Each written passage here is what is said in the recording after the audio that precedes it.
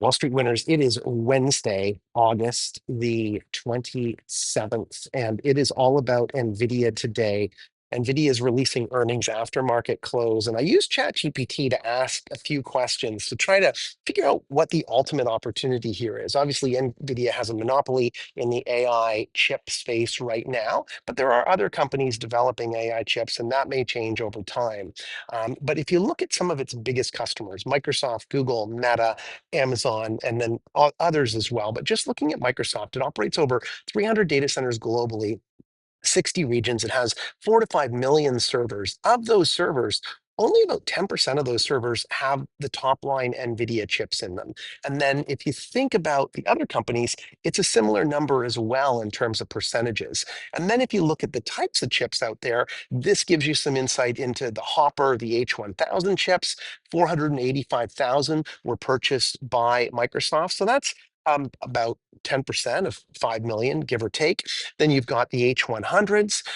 And then you get into some of the new Blackwell chips. And some of the servers, as you can see here, can hold up to 72 GB200 chips. So when you look at a server, and there are 4 to 5 million, and it can hold 72 of these chips, like it's a huge jump in the number of chips per server that you might think. It's not just one chip per server. Then you look at some other key takeaways here about consumption and some information from Reddit, and then the overall final estimate in a ballpark, tens of thousands, potentially more. Um, and then you haven't even factored in the new sales to China. So that was my next set of questions and the predictions there. It's predicting 23 billion in H20 chip sales in China this in the remainder of this year in 2025. Now, when Nvidia sells a million chips, it generated a profit recently of 12 billion for every 1 million chips. So the market potential in China is huge. This gives you an estimated number of units in 2025, 1.8 to 2 million. So that's 24 to 48 billion in revenue just out of China for the H20. Then you get into the Blackwell, which is the RTX 6000D, 1 to 2 million unit.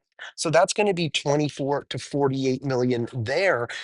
The potential here is huge. Now, we have heard that the Chinese government is looking at alternatives. They're investing locally, like the US is, into semiconductors, into companies like Huawei and others to try to divert spend from NVIDIA into their own Chinese manufacturers. But that's going to take some time to do. And NVIDIA has a pretty strong both hardware and software ecosystem tied together at probably a 2 to 4 year lead time on any other competitor out there.